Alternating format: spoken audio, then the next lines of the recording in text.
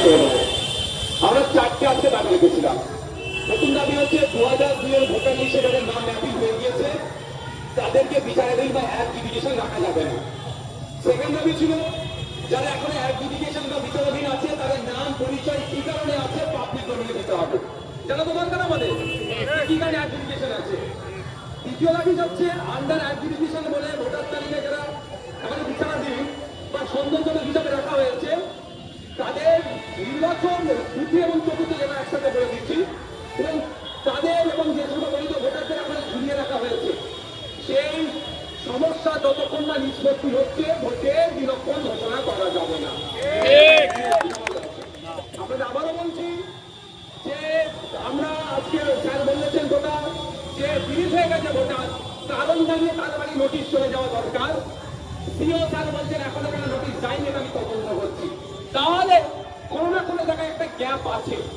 আপনাদের জানিয়ে রাখি সুপ্রিম কোর্ট যে লেটেস্ট অর্ডার গুলো দেখলেন তার মধ্যে একদিন একটা অর্ডার করেছিল কার নাম থাকবে কার নাম যাবে এটা কিন্তু নির্ভর করছে ইলেকশন কমিশনের উপরে নয়, সিওর উপরে নয়, ERO এইআরও electoral registration officer additional electoral registration officer এর উপরে নির্ভর করছে।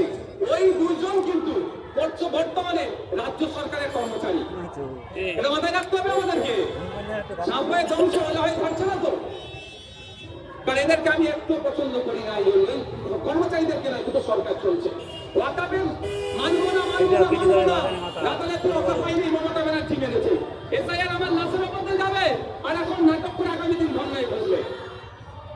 আপনি 90,000 অফিসার আপনি দিয়েছেন, 250 কোটি টাকা আপনি খরচ করে দ্রুততার সাথে এসআইআর জন্য করেছেন।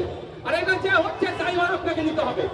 আর মানে সুপ্রিম কোর্টে যান, জনগণের স্বার্থে যদি কথা বলতে চান, সত্যিকারের অর্থে জনগণকে যদি সমস্যা থেকে মুক্তি করতে চান তাহলে মামলা তো দিন রাত মামলা করছেন, চোর ডাকাতদেরকে বাঁচানোর জন্য মামলা করছেন। বাংলার 60 লক্ষ মানুষ শুধু নয় 3 থেকে 4 কোটি মানুষের জন্য সাফার করছে।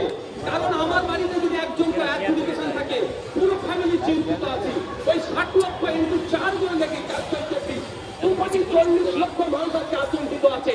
এই মানুষকে আতঙ্ক মুক্ত করার জন্য আপনি সুপ্রিম কোর্টে যান এবং যতদিন না পর্যন্ত সমাধান হচ্ছে ভোট ঘোষণা করা যাবে না। তাহলে জানবো আপনি গতিপ্রেমী নয় মানুষ গতিপ্রেমী হয় তাহলে অনেক গল্প শোনাবে। গল্প শোনাতে পারে আপনারা বলে রাখি যে কি বলে রাষ্ট্রপতি শাসন হবে, ও গল্প শুনিয়ে লাভ হবে না। সুপ্রিম কোর্ট চাইলে 6 মাস এক্সটেনশন পাবে, বিবেচনা করবে, তারপর নির্ভর করবে। কিন্তু আমার দরকার কি বৈধ ভোটার একটাও না নাম বাদ যায়। মাথায় রাখবেন প্রয়োজনে পার্টি ঝান্ডা পার্টি অফিসে তুলে রেখে আসবো, পার্টি ঝান্ডা পার্টি অফিসে তুলে রেখে আসবো। একটা বৈধ ভোটারের নাম বাদ রেখে নির্বাচন যদি করে রাস্তায় নামবো। আজকে আপনারা এখান থেকে বিদায় নিন। যারা এসেছেন সংগ্রামী অভিনন্দন। পড়াতে পড়াতে ফুটে ফুটে চলে যাবেন। অ্যাডজুডিকেশন যারা তাদের সাথে কথা বলবেন, সাহস জুটাবেন, আতঙ্কে না থাকে। আপনাদের কাছে কেউ থাকুক আর নাই থাকুন, আইএসএফ থাকলে এটা আপনারা তাদেরকে জানাবেন।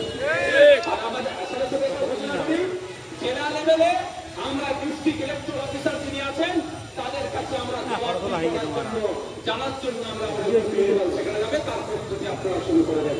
ধন্যবাদ। আজকে এখানে ডেপুটেশন মিছিল করবো।